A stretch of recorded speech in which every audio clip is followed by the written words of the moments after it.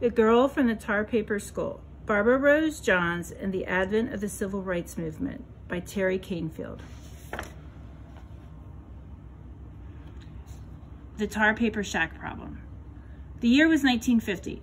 Barbara Rose Johns was a 15-year-old high school junior with a problem to solve. Barbara and her sister Joan attended the Robert R. Moton High School for Black students located in the nearest town, Farmville, Virginia, 15 miles from their farm. Her brothers Ernest and Roderick attended the Mary Branch Elementary School, also in Farmville. Moton High was a squat brick building nestled in a fork of Route 15. Alongside the school were temporary classrooms built to accommodate an overflow of students. The structures were made of wood covered with a heavy paper coated with tar. The students called them chicken coops. The tar paper shacks were Barbara's problem. They didn't appear to be temporary.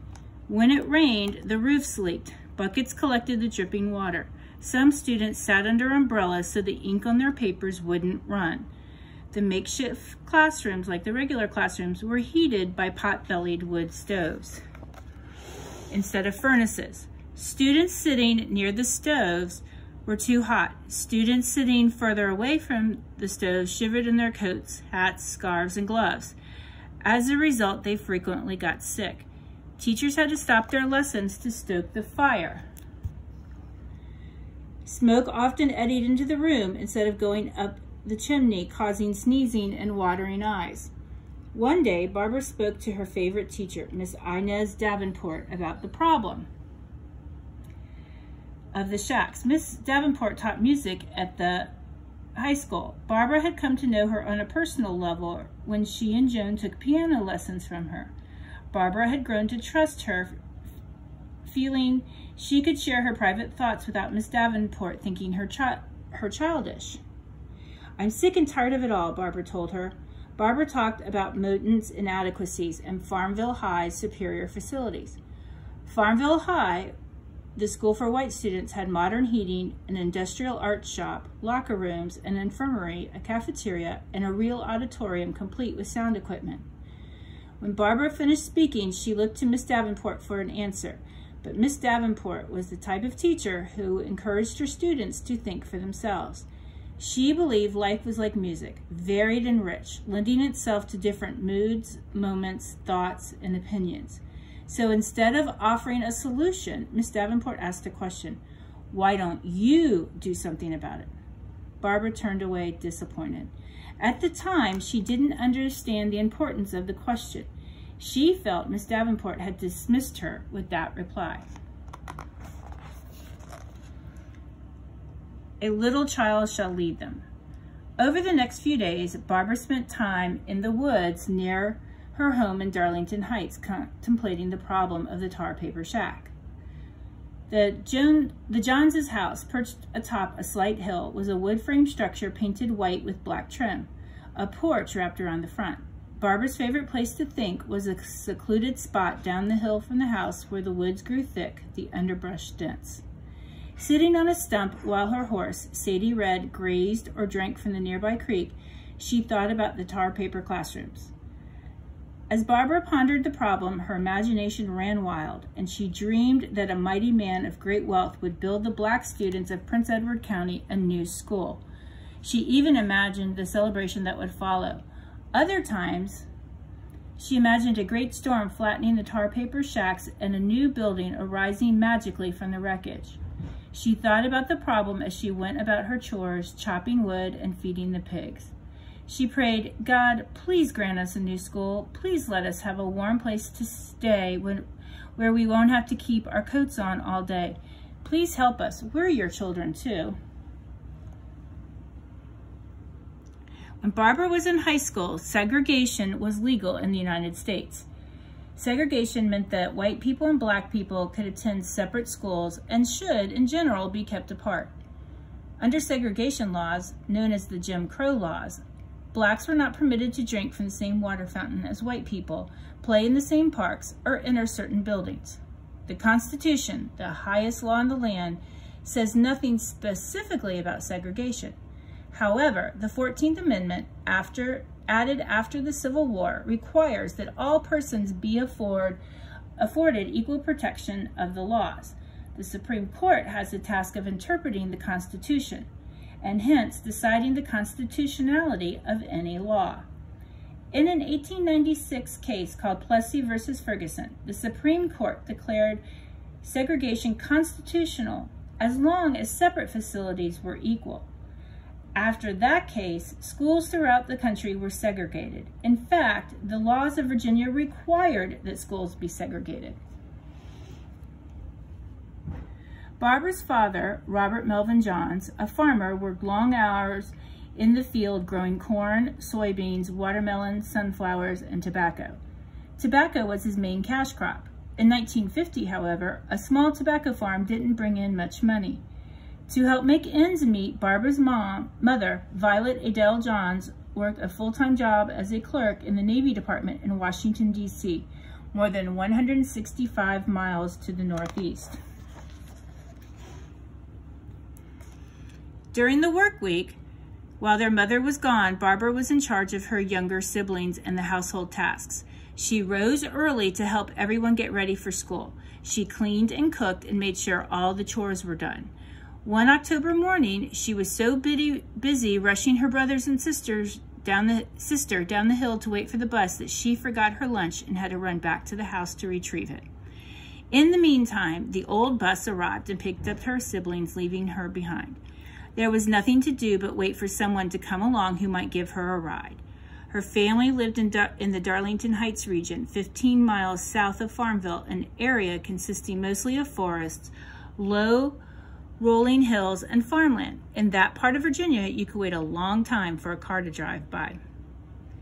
An hour later, she was still waiting. Down the road, she saw the school bus for the white children approaching, shiny and new and half empty, on its way to Farmville High. The bus would pass Moton High, but Barbara couldn't ride it. The bus went right by her, but of course didn't stop. The injustice stung. Right then and there, Barbara later said, I decided something had to be done about this inequality, but I still didn't know what.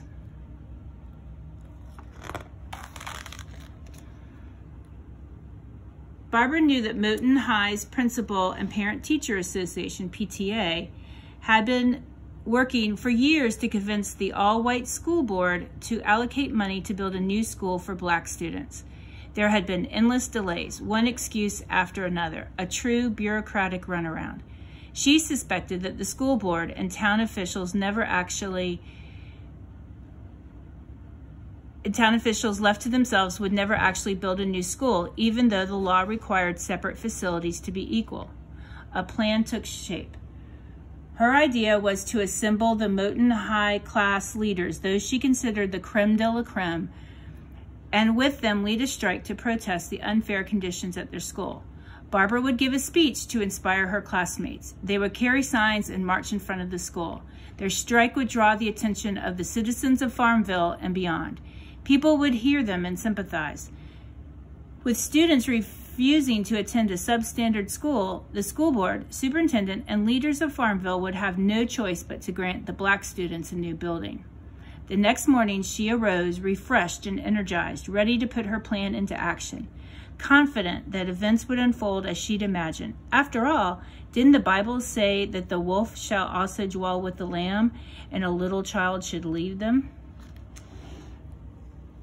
The quiet embrace of the woods.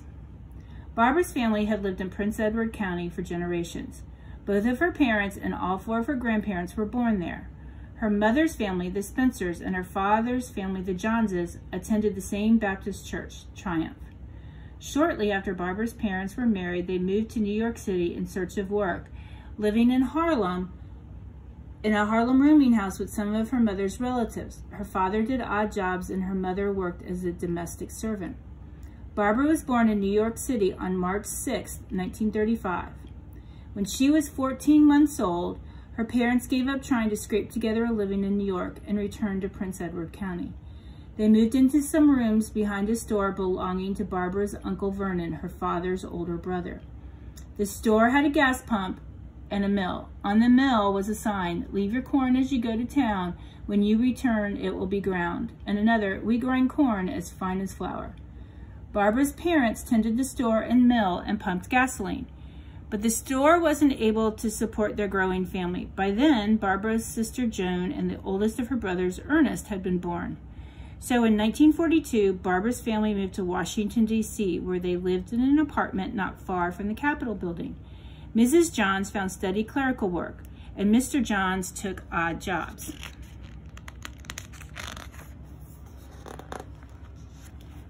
When World War II broke out, Mr. Johns was drafted into the Army.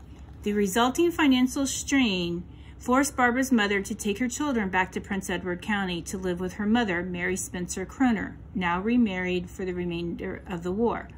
Barbara, then 7 years old, thoroughly enjoyed the train ride to Virginia, particularly because the car was full of soldiers dressed smartly in their crisp uniforms.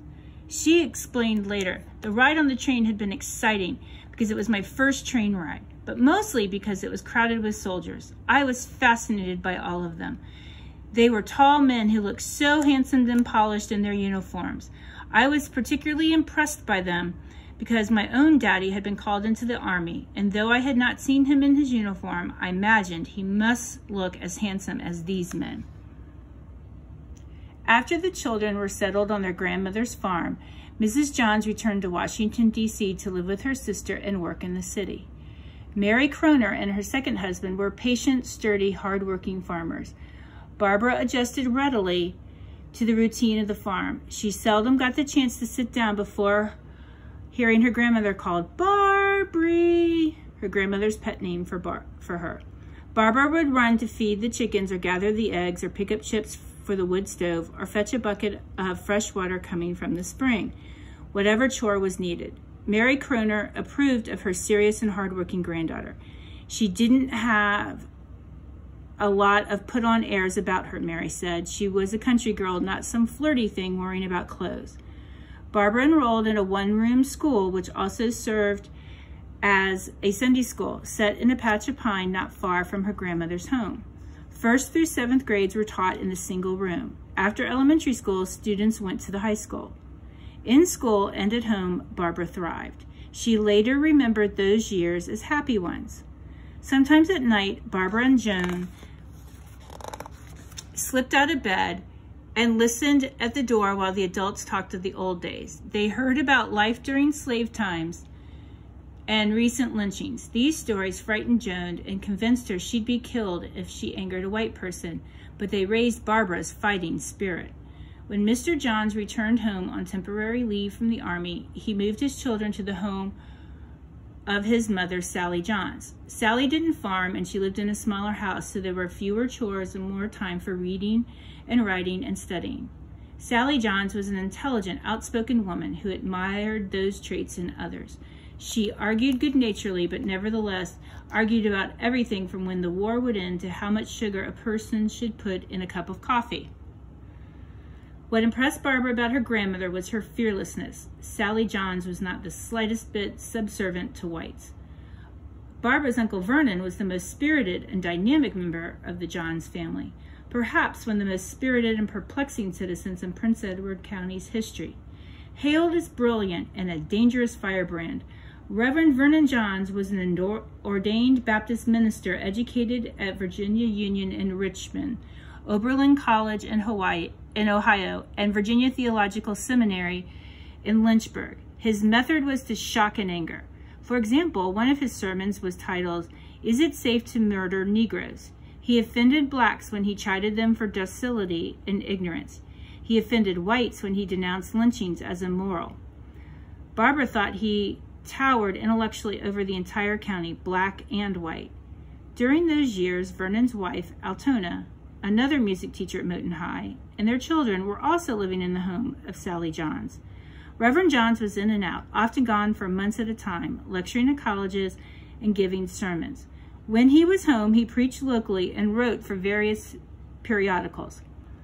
Reverend Johns made sure his children and nieces and nephews read the serious and weighty books he kept in the house. He quizzed them regularly, particularly about black history.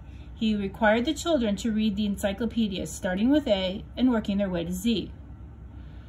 Barbara, an avid reader, eagerly read such books as The Postman Always Rings Twice and The War of the Worlds, and denser volumes such as Up from Slavery and Native Son.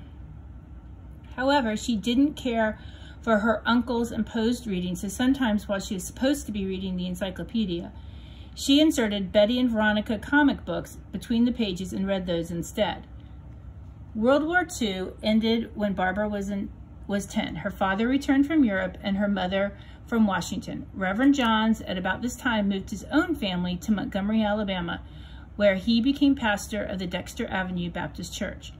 While Barbara's father built a new house and barn, the family went back to living in the rooms behind Reverend Vernon's store. It was in the living room behind the store. The fireplace was flanked by 2 bookcases reaching to the ceiling filled with books. Barbara, her siblings, and her parents spent pleasant evenings reading by the fire. During the day, they pumped gasoline, tended the mill, and waited on customers in the store. The store was frequented by blacks and whites. One girl often came into the store with her father. She and Barbara sat together and talked, and Barbara thought her beautiful.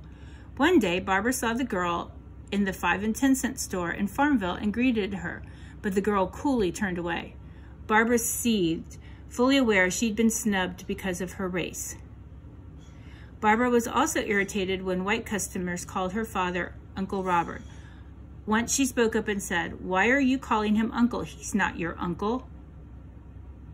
Her words shocked her sisters and elders. Barbara had been raised to be respectful of all adults. In the 1950s in rural Virginia, black children simply did not speak to whites that way. Family members observed with pride and apprehension that Barbara seemed to be taking after her Uncle Vernon.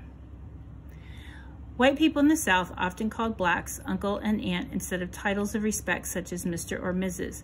This forced familiarity dated back to slave days and was used purposely to degrade them.